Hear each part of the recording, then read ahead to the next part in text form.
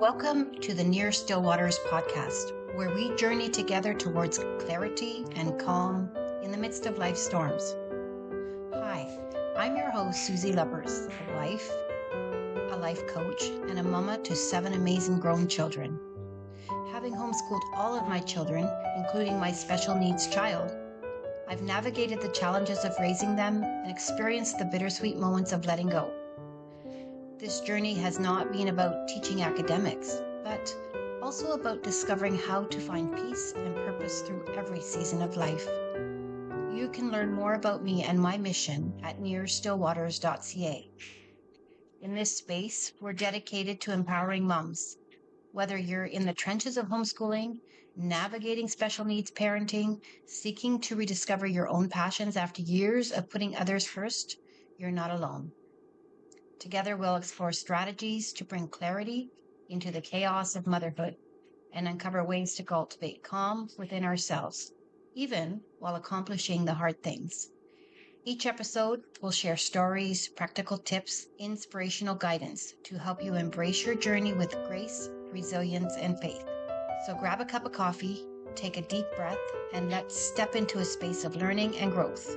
Welcome to the Near Still Waters podcast, where your journey to clarity and peace begins.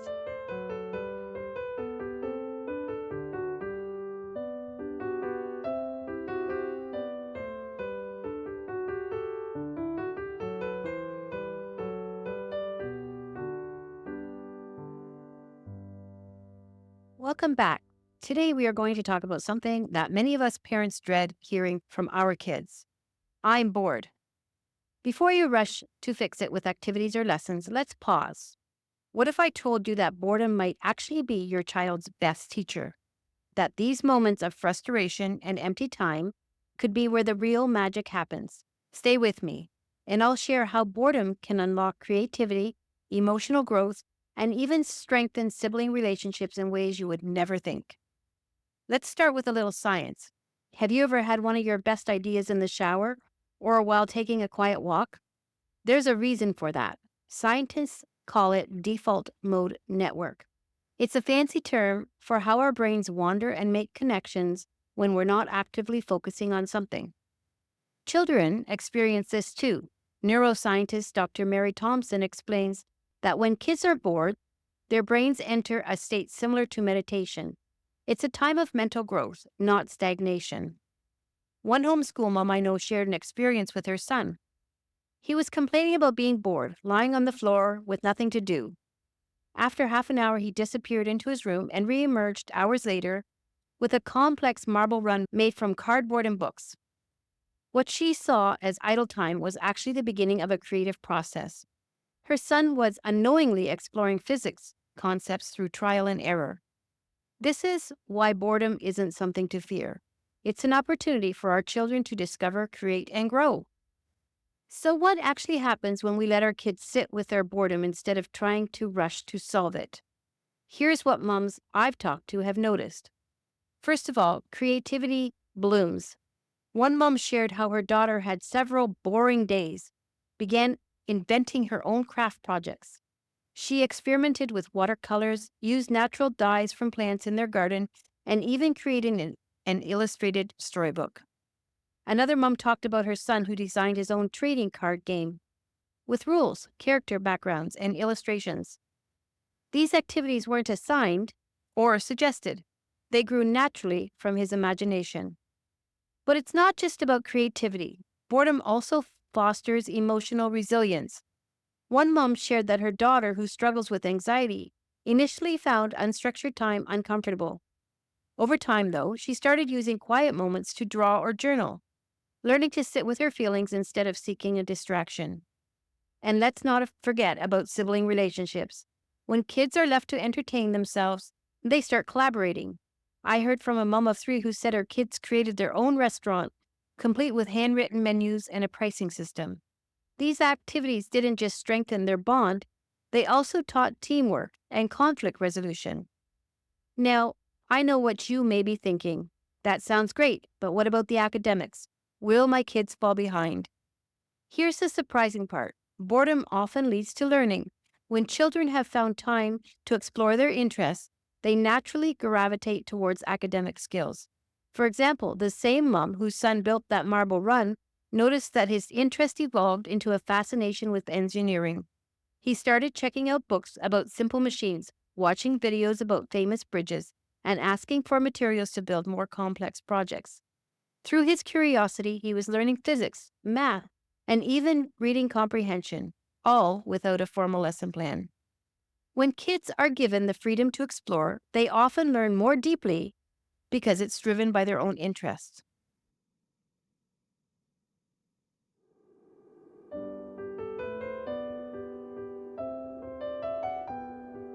Are you navigating the rewarding but challenging journey of homeschooling?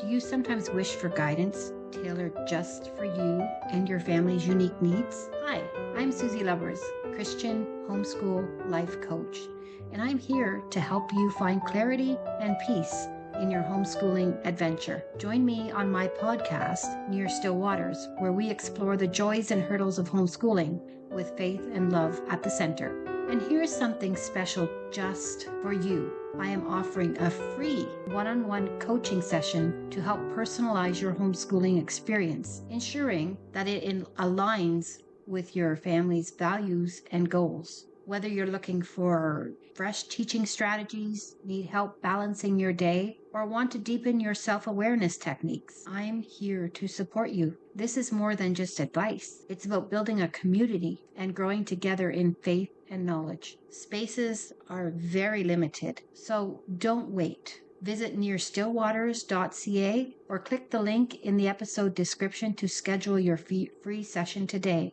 Also, I'm offering a $27 course on children's different learning needs. So there's different ways that your children learn, and it's very important for you as a parent to discover what that is. I've created a course with a beautiful, full-fledged e-booklet to go with the course. It's just a mini course. It won't take long to get through, but the knowledge is abundant. Go to nearstillwaters.ca, click on the Unleashing Potential, find Nurturing Your Child's Learning Style. You will be able to download for $27 this small mini course, along with a beautiful workbook that you'll be able to go back to again and again, and you will be able to help your child in a way more effective way as a homeschool parent. This is a must-have for every homeschool parent, all at the low cost of $27. Get your copy today. So, how can we, as homeschool moms, make space for boredom in our routines? Well, here's a few tips to get you started. I would suggest that you start small. Begin with 1 hour of unstructured time each day. Let your kids know that this is their time to explore, create, or even just stare out the window. My second suggestion would be to set boundaries for screens. This is a big one. Make it clear that screen time isn't an option during unstructured time. It may be tough at first, but it encourages kids to use their imaginations. Number 3 is create exploration spaces. Set up a curiosity corner in your home. It doesn't have to be fancy.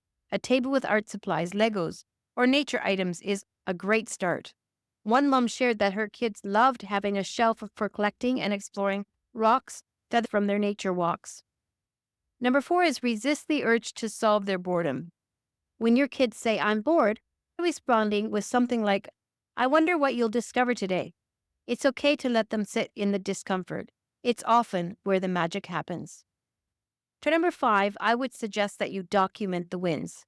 Keep a journal of what your kids create or learn during unstructured time. This will help you see the value of these moments, especially on days when you doubt the process.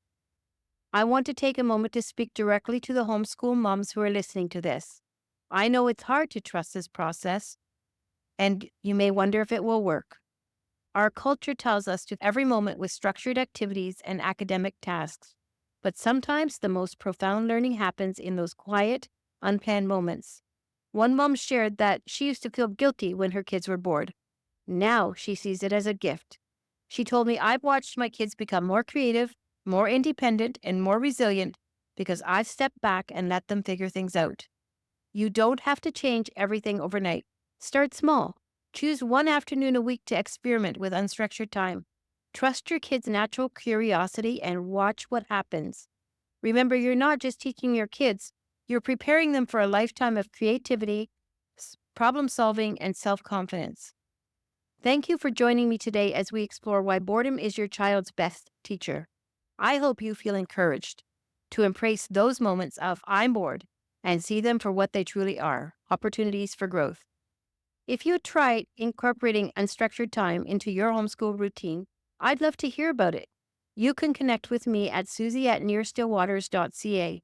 And if you found today's episode helpful, please share it with another homeschool mom who might benefit from it. Don't forget to subscribe so that you don't miss future episodes. Until next time, remember, trust the process, trust your children, and trust yourself. You're doing an amazing job.